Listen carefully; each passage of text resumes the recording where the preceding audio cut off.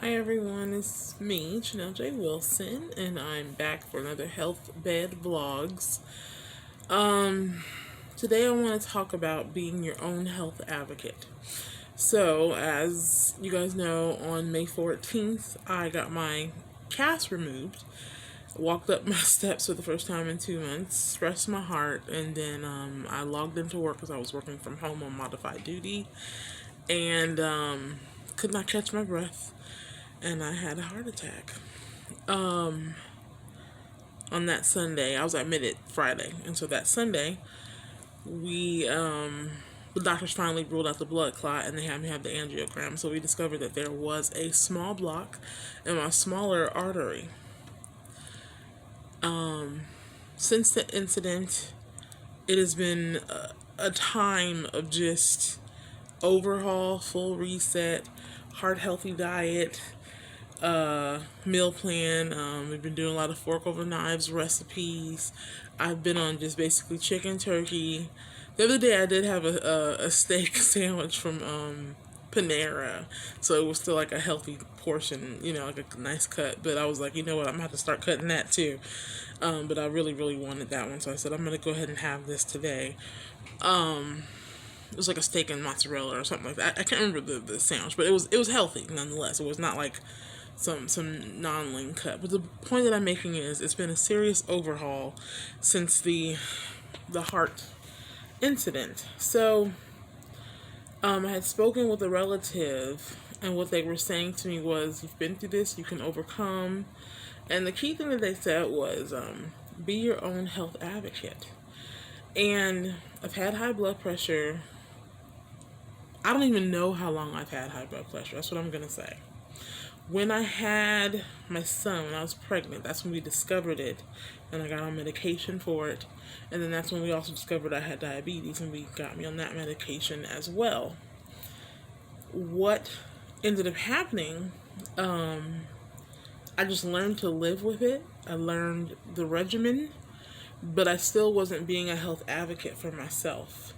So now, fast forward 7 years now after, and my kid's 7, I'm going to these doctor's appointments, and I'm working full time and going through things, and I'm constantly fatigued, constantly short of breath, always having a high reading in the blood pressure, even though I'm taking all 3 of the pills I'm on and taking my insulin. It's still poorly managed because I don't know what to look for. When I was at my appointment for my foot, and I was out of breath for the x-ray, and also when they did the readings, even the nurse said, your heart rate shouldn't be elevated like this. And I was like, well, I do have high blood pressure. She goes, yeah, but it still shouldn't be elevated like this. And I was able just to finish the appointment and go on home. Nobody like took me to ER or anything. And even when I was sitting outside, I was a little worried. I was worried about walking up my stairs. I wasn't that confident in that I could do it, and I was worried about being short of breath and passing out or something. So what this situation has taught me now is to be my own health advocate. Both ask questions, listen to my body, and pursue a healthy lifestyle.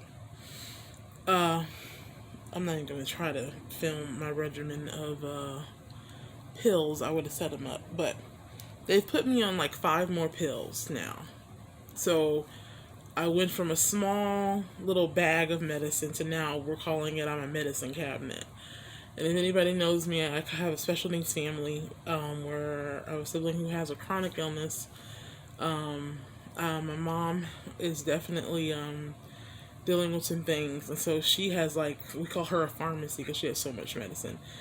And with me, now that I've got these extra pills, I'm like, oh my God, this could not be my life. So it's truly a wake-up call for me. When I went to my appointment on Friday, the EMT was asking me on the way to the appointment, so what's going to happen now that you've had this heart attack? I said, well, I've now linked up with my cardiologist team. I already had a diabetes care coordinator, so I'll be working with them exclusively more just to manage the sugars, get them down, get my levels back to a normal range. The blood pressure, I talked with my doctor, and so she definitely gave me one more water pill. But it's not the pill life I'm after, it's the health. So with the Forks Over Knives books, I have really been exploring this food journey and healing my body through food. I'm going to keep taking my medicine, hear me now. I'm not going to overhaul that. But the focal point for me now is I got to get the blood pressures at a normal range, my heart rate always at a normal range, and my blood sugars. So now that I'm learning how to walk, and I am walking, I'll try to get my sister to film me the next time I get up and walk. That will be my exercise until I gain more stamina, and then I'll do more cardio. And then I'll be meeting exclusively with the cardiologist team, and they at St. Joseph's they actually have a cardiologist gym that will put me on monitors while I work out. So I'm overseeing for the next 6 months. I know people always say when you plan, be careful because God's going to laugh. But I feel strongly that God is leading me in this direction. And he already was before the heart attack. At 36, I kept feeling like I needed to go either vegan or close to vegan as possible. So now I didn't listen. We've had this incident. So now I'm getting it. So the journey for me right now is I am now being my own health advocate and taking my health seriously. After work, before everything happened, even the leg, my legs would be fully swollen. I'd start the day with my legs normal, and at the end of the day, they'd be swollen. I'd always be sweating and couldn't catch my breath. And what the nurse explained to me when she told me I had a heart attack, because I was still like, what happened to me? She said for women, our hearts are smaller and it doesn't feel like we're having a heart attack or we're having an episode. It just feels like we're tired or have a cold. So I missed every sign. And I think for a year now, I've been living with this fatigue, thinking, okay, I'm just a mom. Okay, I got a special needs family. I'm a sandwich generation. So I help out with my mom who is sick. And then I help out with my child. Well, not help out, I take care of my child. So I'm just thinking, okay, I'm fatigued. This is 40. No. This is not 40. This is the American lifestyle I've developed and have just kind of accepted and adapted to. So I'm having a mind change right now. And once again, it goes back to me now being my own health advocate and taking this thing seriously. It's been about a week and a half of clean eating. I feel good. Yes, I got a journey ahead of me. I still dealing with the blood pressures, but even with my digestion, I'm feeling good. We'll roast vegetables now. We'll just, I'll do quinoa or brown rice instead of regular rice. I am, like I said, I'm still doing my chicken and my turkey. At some point, I may wean myself, and at some point, I may just stay a chicken eater, but do more 75% full vegan, vegetarian type, and then like meat every now and then. We'll see how that works, but I am committed to the change of the foods. I do have food allergies, and so some of the recipes are more nut based and some stuff. So I decided to go ahead and have another testing done for my food allergies. So we got that set up. So I'll be going in and doing that. And whether I can have some other types of nuts like cashews and stuff, I'll incorporate those type of dishes. If not, I know there's like oat kind of dishes and different things you can make, like your cheeses and things like that. And then there's some, if I can't substitute it, then I'll figure it out. So right now, this is like process of elimination time for me. When I started these health bed vlogs, I was literally doing it to keep my perspective clear about my broken leg, not realizing that God was trying to get me to get my perspective clear about my overall person. The whole phrase health bed, when I was down in this bed, I was finding myself in a little cabin fever depression. And something in my spirit was like, this is not a deathbed. This is not unto death. This is your health bed. This is the bed where you're going to learn healing. And one of the proverbs I read in studying this food is that you're going to heal yourself with food, not with medicine. So I'm going to be obedient to my doctors and take my medicines. And I'm also going to cleanse, purify, and heal my body with food. So I'm going to continue the health bed vlogs from that perspective. So please go on this journey with me. In the process of the vlogs and blogs, I will post my findings. I'll talk about my stresses. I'll talk about my joys. I'll share whatever I learn. At the end of my Black Heart on the Table poem, I'm Still Human, it says, you're going to watch this lady tear herself down and be built back up again. Check that out if you'd like to, because what happened when I wrote the poem, I kept saying, my black heart needs to heal.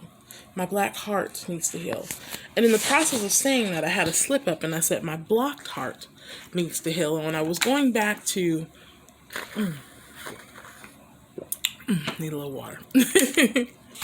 When I was going back to post to clean up my words before I submitted it to my producer so that he could do my mixing, something in my spirit was like, don't change that part about my blocked heart needs to heal. I've been studying anatomical hearts for my project, not realizing that the Holy Spirit, that something deep down in my soul was saying, your heart, we got to put this heart on the table, take it off your sleeve, and really deal with it. I am really grateful. I feel like I have a second chance on life. I feel like it wasn't my time yet, because there's so many things in my soul and heart that I know I'm supposed to do, even with my child. And I'm just grateful I have the opportunity to get it right now, you know? Because I'm still human. I know I'm magical, but I am also human.